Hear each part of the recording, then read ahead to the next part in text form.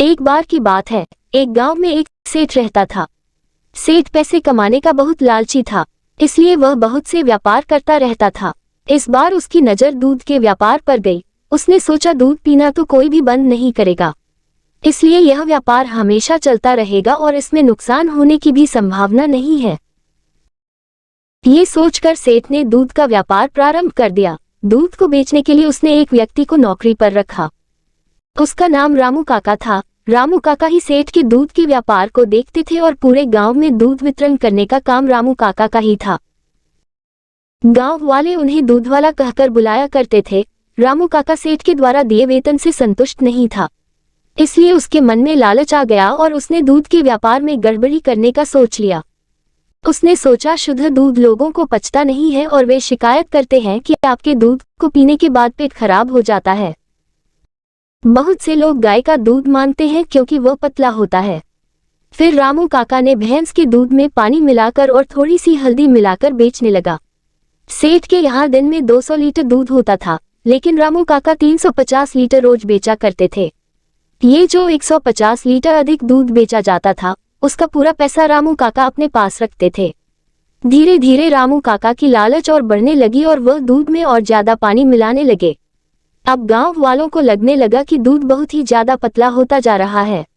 ना तो इस दूध से अच्छी मलाई बनती है और ना ही इसका अच्छे से दही जम पाता है। निश्चित ही इस दूध में मिलावट की जाती है। ये सोचकर गांव वाले सेठ पर दोष मढ़ने लगे। अंग्रेजों तो भ्रम फैला कर गए ही थे कि ब्राह्मण और बनिया सिर्फ लूटते हैं, तो बहुत से भारतीयों के मन में ये भ्रम कूट कूट कर भरा हुआ था।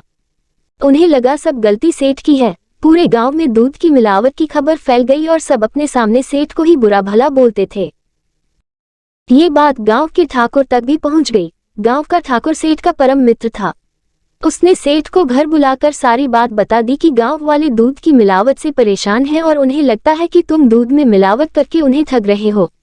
सेठ ने जब ये सुना तो उसे ताज्जुब हुआ, क्योंकि वह ऐसा नहीं कर रहा था। तब सेठ घर आकर रामू काका को बुलाया और उनसे दूध की मिलावट की बात पूछी। रामू काका ने साफ मना कर दिया। उन्होंने कहा कि यह खबर झूठी है। गांव वाले आपसे चिढ़ते हैं, इसलिए आपके खिलाफ षड्यंत्र कर रहे हैं, या फिर जो दूध लगाने आता है वही दूध में मिलावट कर रहा होगा। तब सेठ ने दूध लगाने वाले व्यक्ति को नौकरी से हटा दिया। इधर रामू काका सतर्क हो गए और उन्होंने दूध में मिलावट करना कम कर दिया। जिस प्रकार कुत्ते की पूंछ सीधी नहीं होती है, ठीक उसी प्रकार लालच में पड़े हुए किसी व्यक्ति की लालच कभी समाप्त नहीं होती है। और यही कारण है कि कुछ दिन संभलने के बाद रामू काका फिर अपनी लालच के फंदे में फंस गए और फिर से दूध में मिलावट का काम करने लगे। लेकिन इस बार सेठ की नज़र रामू काका पर थी और जब रामू काका ने दूध में मिलावट का काम फिर से चालू किया तो सेठ ने इस बार उन्हें रंगे हाथ पकड़ लिया और गांव के सरपंचों के सामने पेश किया। सेठ गांव वालों के सामने निर्दोष साबित हुआ और दूध वाले रामू काका को गांव के सरपंचों ने गांव से बाहर निकाल दिया। रामू काका को अपने लालच पर बड़ा पछतावा हुआ और उसने कसम खाया कि अब वह कभी भी लालच में आकर कोई भी गलत काम नहीं करेगा। तो दोस्तों, ये कहानी से आपने क्या सीखा हमें कमेंट करके जरूर बताएं। इस कहानी को शेयर कीजिए और चैनल को सब्सक्राइब करें नए नए कहानियां देखने के लिए।